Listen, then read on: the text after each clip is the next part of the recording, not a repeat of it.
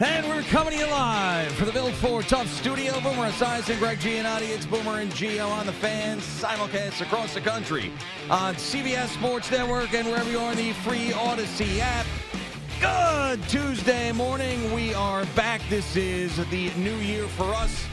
Radio New Year, as we call it, the Tuesday after Labor Day, when we have a straight shot of sports all the way until Thanksgiving and Christmas, and it's football and it's baseball playoffs, and then hockey starts and basketball starts and everything, and we are here for it, and we'll get into all of it. But this is also a anniversary for Boomer Esiason as he starts year 19 in your seat. 18 years in the books as the morning guy here at WFAN. Couple of partners, couple of different board ops, couple of different update anchors, the same producer the entire time. So congratulations on another year. Good morning. Good to see you. How are you? Yeah, I'm doing great, Jay, and thanks for that. And I'm very fortunate to be able to sit in this seat for my 19th year. And Al sent me a text this morning, and I didn't even think about it until he sent it to me this morning, and you're opening with it.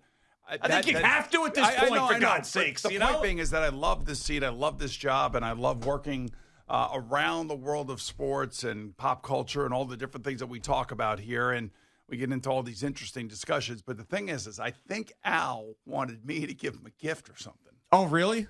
That's what I felt like. I felt like he wanted me to give him a gift. Like, hey, by the way, I've been with you for 19 years, so I get something.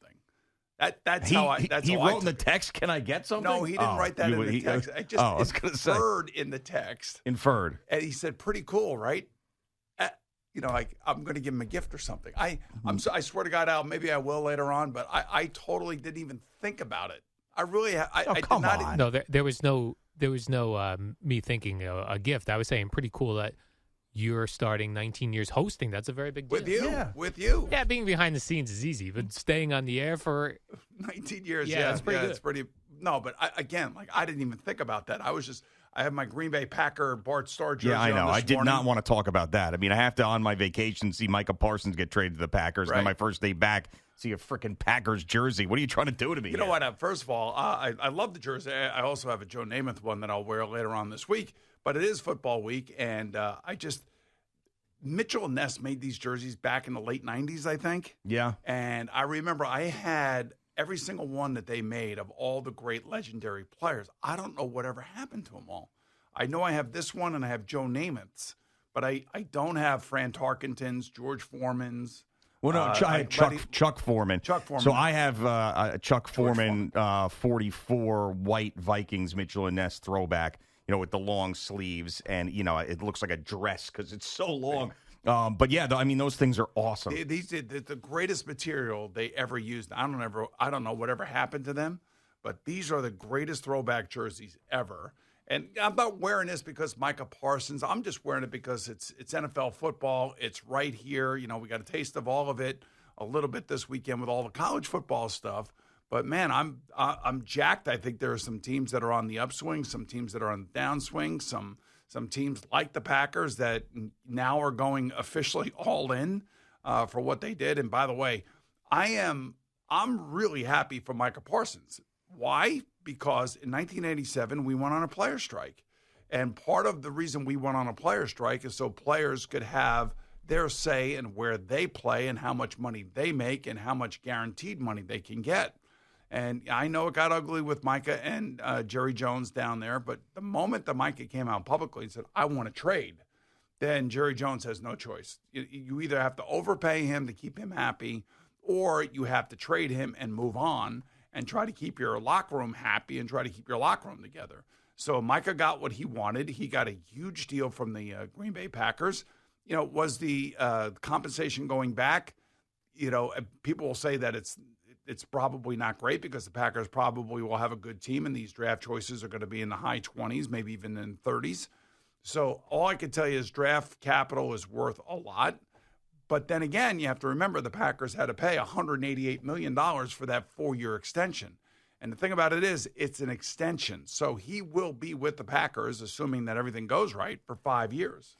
Yeah, and I heard before Arch Manning played his first game against Ohio State, well, maybe Jerry Jones looking to package those picks up and then trade up to get Arch Manning. They got too much money invested in Dak Prescott. No, they can't. I understand. It was just more of a transition to what that was. I mean, I hadn't seen a guy in college football get killed on the internet that bad.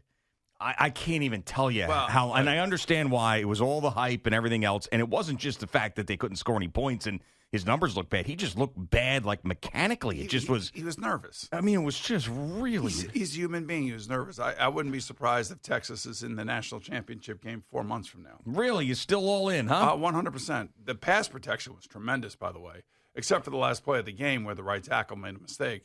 But, yeah, he was nervous. You know, you're starting, like, first of all, like Maryland started against FAU.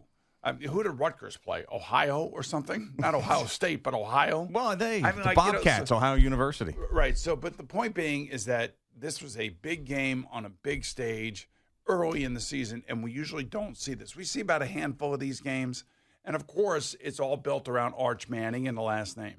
I think the kid's a great kid. I think he loves it. I think he's probably embarrassed and sick to his stomach thinking about the way that he played and the way that he looked.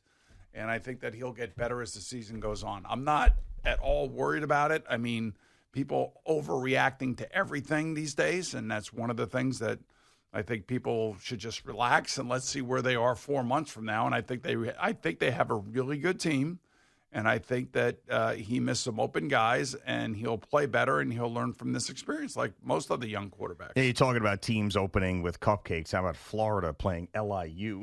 Yeah, I know. I put that out on X. I'm like, I know it's a money game for LIU, and people are like, well, 55-0. It's a great. Could have been 70-0. It's a great experience. I'm like, what I worry about is if guys get hurt. Yeah, that's what I worry about. And maybe it was a great experience. It's a big number for them. But again, like, why wouldn't Texas play LIU and let him go out there and throw 4 touchdown passes in a real game as opposed to a glorified scrimmage where they can't hit him?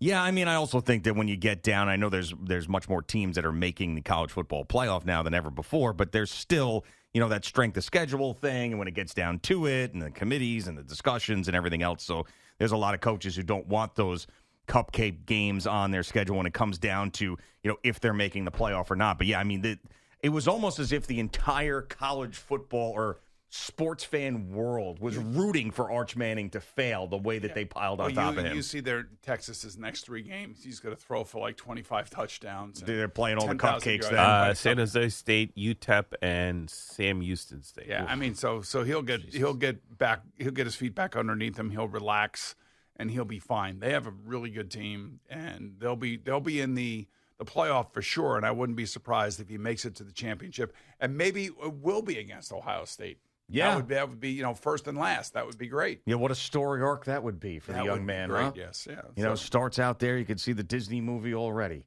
and then maybe he comes out next year and plays for the New Orleans Saints, who are going to go 0-17. We do. Yes, they will go. They're the ones that are waiting for Arch Manning for sure. Yeah. I don't think it could have gone any worse for Bill Belichick than last night. Woof. Well, I mean, other than they go right down the field, they score a touchdown, everybody's all fired up. Bill's here. This program's going to be one of the best. And then bam, bam, bam, big play after big play as he gets his ass kicked and that team gets completely embarrassed. And by the way, I mean, I know TCU's had a lot of success over the years, but North Carolina was favored last night. Which is ridiculous. I mean, if you think about it now. I didn't realize how many players that they signed at North Carolina. Oh, yeah. I mean, it was like sort of like a Rick Pitino-esque thing. Just for football as opposed to basketball, so there's more players. But, yeah, I mean, it was an insane amount. 70 new players wearing light blue. Well, yeah. I mean, and that's the game these days, right? I mean, that's what it is. It's a transfer portal. It's the recruiting.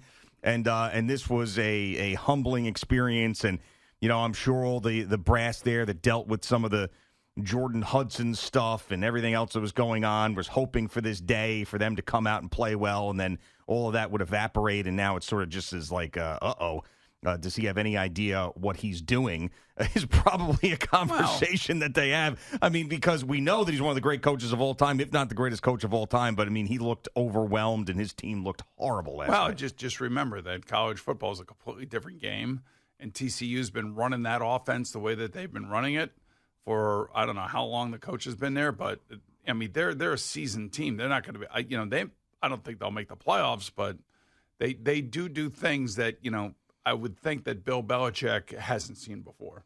And plus, Bill Belichick, his quarterback's okay. Not great. And, it's. Well, how about their defense? I mean, how many big plays did they give up? And that was the bigger thing. That's Steve Belichick, the defense coordinator. That's right. He is the defensive coordinator. Yes. Yeah, he's not going to be taking over. I've already decided one game in that this is going to be a complete disaster. I mean, at least so Al lost the bet with Jerry, by the way, so it's officially, we kind of knew it was going to happen, but Bill Belichick did coach the first game, so Al Dukes has to go to a Mets game with Jerry Recco, by the way. Have you picked the game? We have not. You have not, okay. You can go the day we go. What day is that? We're going that, what was that day game we decided? We're going to hang out with Zach Wilson's father-in-law and the great Keith Hannon. It'd be right after the show, which is probably not ideal for you. Oh, no, Jerry and I agreed it's a weekend game. Oh, you have to do a weekend game. The 18th, Thursday the 18th. That's the day. I think Jerry said it's going to be next year. Next year now? No one's going to remember this. No. No. I'm not standing for that. No that way. has to be this year. And Jerry said the dates don't work for him. Jerry this, Jerry that, Jerry this, Jerry that. I mean, what? Oh, well, he does have the Cowboys stuff and everything else okay. on the weekends. I mean, it is difficult. Yeah, make Al go to a nice, brisk 48-degree April game. That'd be awesome on a Friday night. What do you think? Right, so we're going to go see the Padres. Yep, that's right. And then right after that, the Nationals on a Saturday, 4:10. I guess Jerry's got something going on that day. Yeah, I mean, I guess so. But yeah, we're in there, by the way. Okay. We are in. You picked the game, so you better not back out now. I said, which game we going to? You said, that's the one. I reached out. I said, this is the one he said he'd go to. All right. And bang, we're in. Okay. Tell Allie, throw it on the schedule. Okay. She's back there like, oh, no, he's got 7 lunches that day. What is he thinking? Right. What is he thinking? Right. Oh, man. He's got to go sign 400,000 footballs. He's got 7 lunches, and then he's got to speak at a conference. Yeah. What is he, nuts? Oh, wait a minute. The 18th. Oh, no. Don't even. No. No, you can't do this now. I'm telling you, I think I do have something on the 18th. Oh, my God. You told me. You went through the schedule, and you said this is fun. You didn't look at your calendar then? Uh-oh. Oh, God. Charlotte TD Club. What is that? I'm a guest at the Charlotte TD Club that day. Down in Charlotte, North Carolina. So you're not even going to be around? That day, yes. You're taking off that day. I have to take off that day. You're not even going to be. What happened was I was supposed to do it last year, and the dates got screwed up, and I had to cancel. Well, you got to cancel this one now, too. I can't do that. You looked at the whole schedule. I didn't. I looked at the schedule here that I thought would work for us, but I didn't combine it. And, of course, my assistant didn't say anything. Well, I mean, she's all wrapped up in a million other things. Right, exactly. Yeah, I mean, I'm not going to. She's got a lot on her plate, right? With Yeah, your she schedule and everything else. She's not listening to every minute of every show. Well, I think she should be. Well, and this probably didn't come up in the first segment. Came up some other time. So now what am I going to do? I'm going to have to say we're off. You can go. No, you can go. No, but I mean, the whole point is they want to go with you and us, both of us. I thought you wanted to go with Zach Wilson's father-in-law. Listen, it was a great invite for both of us that day. It wasn't necessarily because it was these 2 very nice men who invited us to go that are Boomer and Gio fans. And they were like, hey, and Keith Hannon is an awesome guy. And I thought we would go together. But now it's with you not there. That kind of sucks. Yeah, it does. Maybe Jerry will go to that one. Maybe you and Jerry go. Yeah. I've now committed. And Al. No. I want to have at least a halfway decent time. He would be. That wouldn't be fun Al in that spot. That would be miserable Al in that spot. That's not Pebble Beach dinner Al. That's That's post Super Bowl catch Uber Al. And I'm gonna at least try to have because it's almost like his crazy time anxiety will rub off on me because I have 10% of what he has there, and then when I'm around it. You get certain dogs in a pack and they start acting together. Yeah, and amplifies it. Right. So then if he starts doing it, then I start doing it. And I'm like, oh, my God, he's right. I got to get home. I'm not going to sleep. I'm going to be tired.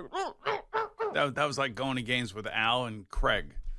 I mean, Craig basically had his back to the field. Wasn't paying attention. Wasn't paying attention to anything. Al's like, when are we leaving? Yeah. And I'm like, there's no way to actually sit down and enjoy the game. Yeah, impossible. Absolutely impossible. Well, all right, we'll see. I'll see if Jerry can go. But if Jerry can't go, then we're going to just have to figure out another day. Yeah, that's my bad. Yeah, of course. I mean, My bad. your September schedule's got to be just full of stuff every single day. Yep. When are you going to slow down, man? Well, you guys keep telling me not to slow down. No, do the show, obviously. Yeah. Everything after the show. Well, it's all part and parcel to the show. It amplifies the show. It helps the show. Was it the Charlotte TD Club? Well, it's a big deal for those folks down in No, Charlotte. I understand, but of course for them. Yes. But for you. You know, the amazing thing is Frank Reich Yeah. put me in touch with these folks last year, and there was some sort of, miscommunication on my part. I think it was. So I said, hey, maybe we can move it to next year, and they were fine with that. And then, of course, now Frank's in Stanford. So I don't even get to see Frank. So. All right. Well, but maybe anyway. good news for Frank. Maybe Frank's team will be able to beat Belichick's team when they go to North Carolina. That's right. Yeah, we circled that game when the schedules came out. All right, just getting started on this Tuesday. Everybody is back. We got Jerry Recco's update. Going to give you all the Juan Soto highlights coming up next right now. Some weather.